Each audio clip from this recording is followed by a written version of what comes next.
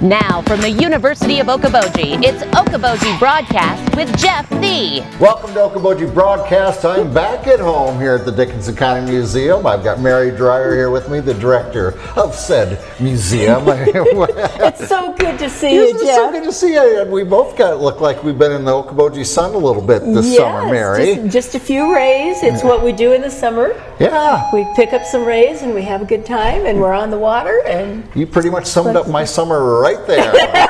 Few words. Having fun in the sun. Yeah, that's it. Yeah. Oh my goodness. So last time we talked, I'm thinking early June. Yeah, And, man, long time ago. At least on camera, I see you here and there and everywhere when we're around the summer. But what have I missed going on here at the museum since then? You have missed an amazing summer, Jeff. I look back on it and I can hardly believe how many people we had in here this summer. It was like a constant flow of people and a lot of out-of-staters. I haven't quite got that figured out yet, why there were so many people from out of state, but I'm just elated.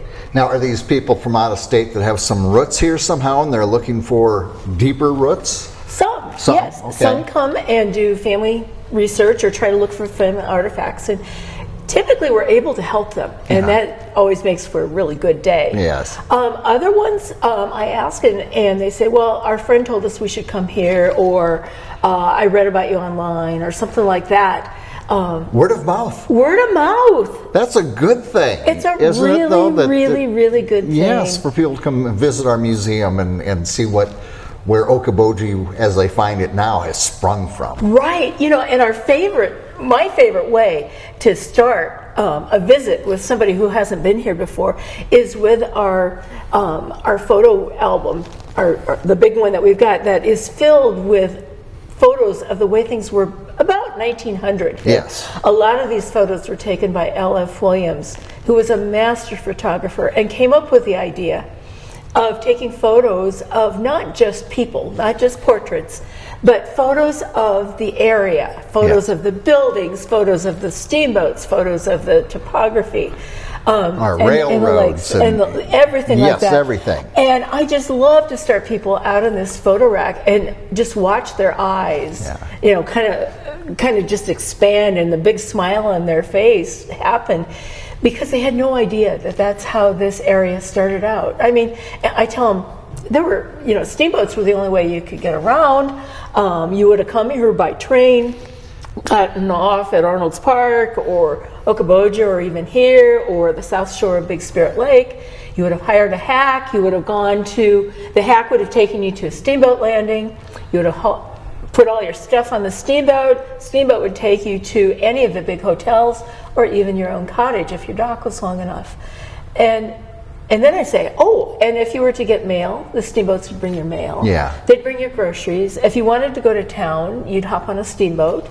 If you wanted to go dancing at night, you would go from dancing pavilion to pavilion to pavilion to pavilion on the steamboats. Right. And it's so different than what time is now, what we do now. That people are always interested in that. They're also interested in the photos and the stories of the big old hotels, the Orleans Hotel, Crandall's Beach, Manhattan Beach, Templar Park, the Inn. So grand. Yes. Like with the Orleans Hotel, people would come from the East Coast to stay there, not because of the lake, not because of the park, but because of the grandness and magnificence of the hotel. Back up to where you first started. Tell me, they get off the boat, and if they wanted to go somewhere, they hired a what? Hack? They got off the train. Or off the train. And they hired a hack. A hack. H-A-C-K. H-A-C-K. Okay. Like Mr. Deibner had a hack business, hack and delivery business. It was a wagon, big wooden wagon, drawn by horses, and they would take you to the steamboat landings. Ah. Yeah. See, there once again, you taught me something. I just walk in the door. That's what makes this so fun. That's what makes it so much fun. It does. Yeah. So you had lots of visitors this summer. We had a magnificent amount of visitors. In fact, I haven't even had a chance to tabulate exactly how many we had for the whole summer. But I can tell you for June and July, it was probably double what we had before. And that's got to feel good, Mary. It really feels good. And people are enjoying it. I think our attendance this year was in large part due to the formation of the Lakes Area Museum Alliance. Yes. What I'm hearing from my friends in the business is that everyone saw a big increase in attendance. That's wonderful. Isn't that incredible? I really think that museums are one of the best kept secrets in Dickinson County. Yeah. And I think by the formation of this alliance, people all of a sudden realize we have 13 museums. Yes. Yeah. And they're all different. And we all focus on different things. Yeah. And we all kind of thrive in different areas. You know, we're all about the stories here. Yes. You know, we tell stories, we listen to stories, we record stories, and that's probably how we're the most different from the others. But then you've got the Maritime Museum with all of the boating history and the history of Westlake and you know, a recreation of the Wilson store. The Okoboji store. Okoboji store. Thank you for filling in that word there. That's what I do. How can I forget the word Okoboji? See, I'm still in recovery from our magnificent summer. We'll warm up here in the next couple of weeks, Mary. We'll be fine. Yeah. But yeah, you know, with all those museums, and like you say, there's all hitting different, the rock and roll. I mean, we can go on and on. Yeah, with the the Car different Museum, museums. the Winchester Museum. Exactly. And, you know, Jerry Clark's Museum. Exactly, yeah. So many different ones and all the artifacts, but like you said, every artifact has a story or stories. Yes. That makes it so, it makes it a moment in time real. Yes. And I think our task as museum people is to help people find the connection between their story and the artifact, or their story and the person who owned the artifact. Yeah. But it's about stories and it's about the connections, and I think we're doing a pretty good job of it here. If everybody's getting busier, that tells me that something good is going on here, Mary. Yes, indeed. So what else did I miss? Oh, you missed our stroll back in time. Oh gosh, what a night that was. You know, we had to postpone it for 2 weeks because it was hot. It was originally scheduled when the heat index was like 110 degrees. And that makes strolling more of a chore than anything else. It certainly does. And we decided to postpone it for 2 weeks, which was a really good thing because the night of the stroll, the weather was absolutely perfect. We had so many people come to that, and so many businesses participating, and so many volunteers. We did something different this year. We had a volunteer from the museum at each and every business downtown that was participating. There were 10 in all that were. And so we had a storyteller there who knew the story of that business well, or the story of the founder of the building, or you know, something that they knew well about that business and could tell that story. And that made all the difference, Jeff, because it wasn't just people walking inside a building and saying, oh yeah, this is cool, and walking on. It was, they were engaging with a storyteller who knew something. And here at the museum, we had Chase Croft, who is a wonderful photographer who doesn't take photos the normal way, or what we think of as the normal way. He uses old film, outdated film, and he uses old cameras. And so the particular camera he used that night to take portraits was from 1950. And he took portraits in the waiting room at the depot, and they were just extraordinary. I've got one of my granddaughter that he took that there's so much life and vibrancy to it. It's different than a cell phone photo. Yes. I can't explain why. I just know that it is very different. It's kind of like that music we enjoy, I think, on a vinyl album has more authenticity and feel to it. And this may be in my head, I don't know. But then to a digital version of the very same music. Yeah. It's like it's the real deal. Like this photography, Chase spent a lot of time figuring out the lighting, figuring out the shadows, figuring out everything, and setting up the camera just so it was in the perfect range to take a particular. Even with the style film, you have to your f-stop and your speed and everything. Exactly. Yes. That stuff's all way beyond me. But I know that a certain magic happened with his photography that doesn't happen when I snap a photo with my phone. Yeah. It's way different. And plus it was also about the experience. Yeah. Oh, that's just it. Yeah. We also had the Okoboji strummers here, the ukulele group. Oh, yeah, and they played that's right. outside and are such a hoot. they play songs all of us know, you know, and they're kind of crazy. Lovable and crazy. I have to say that because they fit right in here. You're right. Well, I used to be a part of the group, and I miss being with them greatly. But they played outside for, gosh, it was almost an hour, I think. And people would sing along, and we'd laugh, and it was just a lovely, lovely evening. Yeah. So you play ukulele?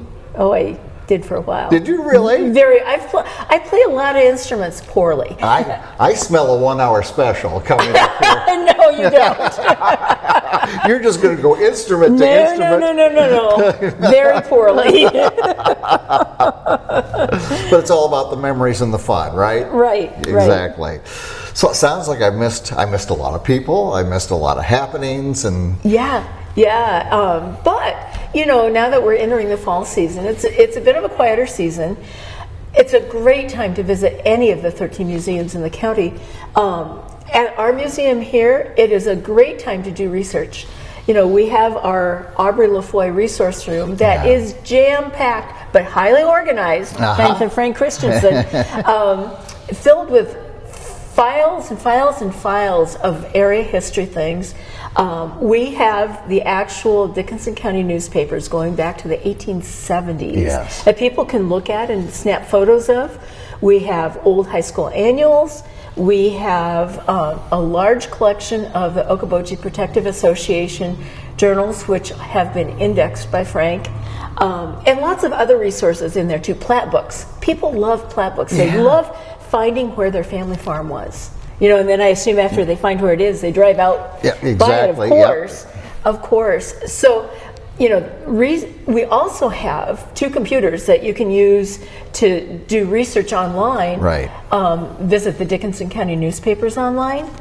We also have an Ancestry.com subscription, so you can come and research your own family here. No kidding. Yeah, it is so fun. Wow, that is quite a service right there. Yeah, it really is. We're the only place in the area that offers that service. Oh my. So this is a place to come if you want to do research of any kind or just read stories and see what life was like back in the day. Yeah. Another thing you can do is you can go in a real caboose. You know, we've got the caboose outside. We've got the caboose outside. You can go inside the caboose. You can sit there. You can pretend you're rolling down the tracks, and just let your imagination go wild. You can go in our original 1883 depot, which really hasn't changed much since 1883 when it was constructed.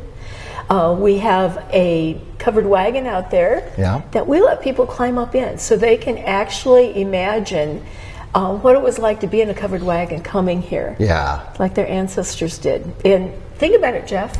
They were coming through prairie grass when they were in Iowa. Yeah. Prairie grass, big blue stem, 6 to 8 feet tall. Yeah. You're in a wagon. What do you see? All prairie grass. Prairie grass. Yeah. Boring. Hot weather, cold weather. Yeah. There was no turning on air conditioning then. And you know, the prairie fires. Someday we'll talk about prairie fires. Okay. They were a huge threat. So there's so much to do here in the museum. Telling stories is another thing. We love to record people's stories. You know, these stories will be lost if we don't record them. Yes. And so I'm always asking people if I can record a story from them. Yeah. And most will say yes, and I'm grateful for that. Even 2 people at the same event at the same time remember different things. Yep. And that's the fun part of it. And the fun part is getting all those perspectives. Of the event to try to see, oh yeah, I think this is what really happened. Yeah, and it puts you in that place at that time, feeling what somebody else felt. Yeah. The last thing I'll talk about is Mark Mayer, one of our stellar volunteers, he's been doing this process for a year now, I think, of digitizing photos. And we're trying to build a public collection of photos from the area. And so we invite folks to come in with their photo albums, and we can digitize those photos just by putting them on a scanner, taking a picture of them, and we give you the original back right away. Right. And we keep the digitized scan, and it's a way for you to keep your own collection of photos, right, but also contribute to the general corporate knowledge of the area. Yeah. So come see us. How much fun are you having, huh? Too much. Too much. There's never too much fun. Well. But it's all right here at the Dickinson County Museum. All right. And as we move, okay, we're past Labor Day, changing hours at all? Thanks for bringing that up, Jeff. We're now open Tuesdays and Wednesdays from 10 to 3. Okay. Last year we were just open one day in the winter. Right. Now it's 2 days that you can come and visit us. Okay, very at good. The museum. And any events coming up that we need to... We don't have any scheduled right now. We're still in recovery from the summer. But we are seriously talking about doing a cemetery walk this fall. Okay. Yeah, Halloween. just one of many Halloween's things. coming up. Well, I don't think I do it right around then, but think of how many people are buried in the local cemeteries who created the history of this area. Bingo. And names we recognize at the amusement park, on streets, on buildings. Wouldn't it be fun to talk to them? Yes.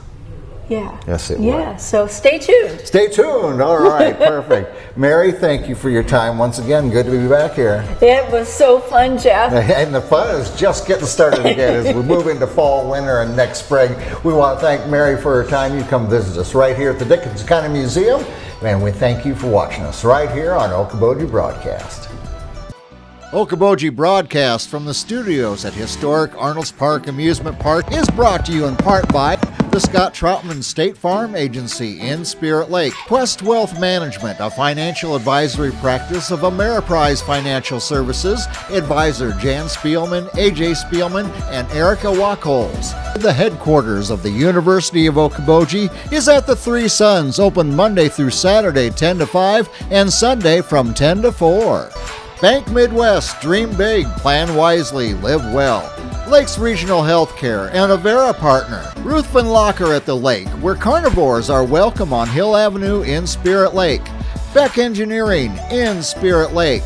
Be Radiant Laser Skin Studio in the Okoboji Plaza in Okoboji.